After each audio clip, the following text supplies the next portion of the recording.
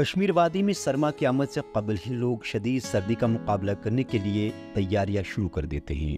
गर्म मलबूसात खरीदने के साथ साथ कोयला तैयार करने में भी लोग मसरूफ हो जाते हैं, क्योंकि सर्दियों के मौसम में कामड़ियों के इस्तेमाल के लिए कोयला का इस्तेमाल यहाँ वाफिर मिक़दार में होता है। लोग ज़माने कदीम से ही बालन या पत्ते जलाकर कोयला तैयार करते चले आ रहे हैं। ताहम अब मुख्तलिफ कारखानादार खासकर आरी मिल्स की जानिब से बड़े पैमाने पर लकड़ी जलाकर कोयला तैयार करने का नया रुझान बढ़ रहा है, जो कि फजाई आलूगी का मौजू भी बन रहा है।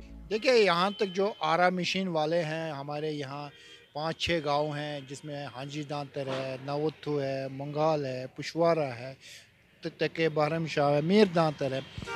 तो जो आरा मशीन वाले हैं, जो इनका जो फिर लकड़ी बचती है, जो पेटियों के लिए इस्तेमाल नहीं की जा सकती, उनको वो जलाते हैं फायरवुड के तौर पर, कोयला बनाते हैं। तो कोयला जब बनाते हैं इसका, तो उसकी वजह से जो पार्टिकुलेट मैटर है हवा में, तो वो ज़्यादा बढ़ता है, जिसमें कार्बन डाइऑक्साइड है, जिसमें मीथेन है, जिसमें कार्बन मोनोऑक्साइड है, और जो मुज़र सेहत है।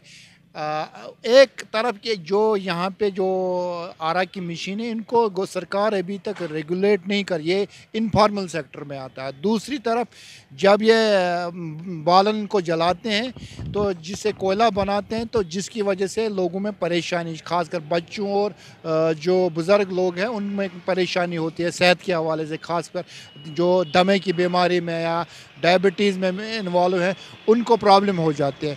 हमने 12 कहा था जो इसके मालिकान है कि आप जून जुलाई में अगर जलाएं भी, तो उसमें पार्टिकुलेट मैटर में उतना इजाफा नहीं हो जितना सर्दियों में होता है।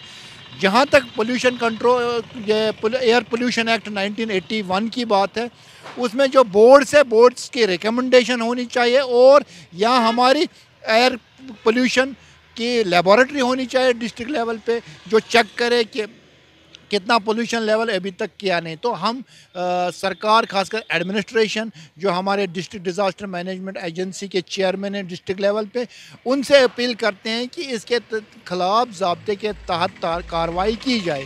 हुकाम का कहना है कि इस ज़मन में महकमे की जानिब से इक़दाम उठाए जा रहे हैं। अनंतनाग ज़िले के दांतर इलाके में 200 से ज़ायद आरी मिल साल भर बालन जमा रखते हैं और साल के इस मौसम में इसे जलाकर कोयला तैयार करते हैं, जो सामिल मालिकान के लिए एक नया कारोबार के तौर उभर रहा है।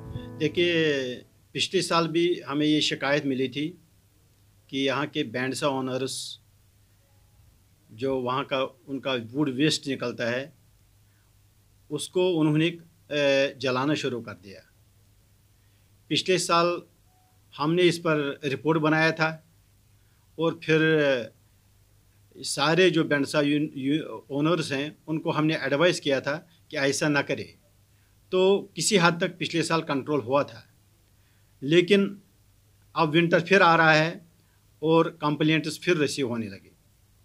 कुछ शिकायतें हमें मिली हैं कई दिनों से कि ये बैंडसा ओनर जो हैं, उन्होंने वुड वेस्ट जलाना शुरू किया और इसको उन्होंने कमर्शलाइज़ किया है। मतलब वहाँ से जला के कोल बना के फिर वो दूसरे एरिया में जो है बेचते हैं। मैंने एक टीम भेजा था, तो उन्होंने कहा कि ये बात सही है। कई लोग बल्क क्वांटिटी में जो है ये वुड वेस्ट जला के एरिया को जो है पोल्यूट कर रहे हैं, जिससे लोगों को बड़ा तकलीफ़ हो रहा है।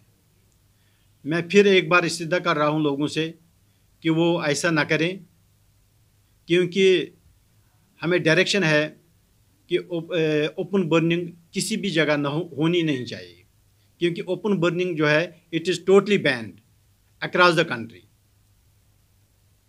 जो ओपन बर्निंग करेगा उसके खिलाफ कार्रवाई भी हो सकती है, उनको एनवायरमेंटल कंपनसेशन भी भरना पड़ेगा, क्योंकि अगर स्मॉल क्वांटिटी में ओपन बर्निंग होगी, उसके 5,000 जो है ₹5,000 एनवायरमेंटल कंपनसेशन बनता है, और जो बल्क क्वांटिटी में करते हैं उनका 25,000 उनका जो है एनवायरमेंटल कंपनसेशन देना पड़ेगा।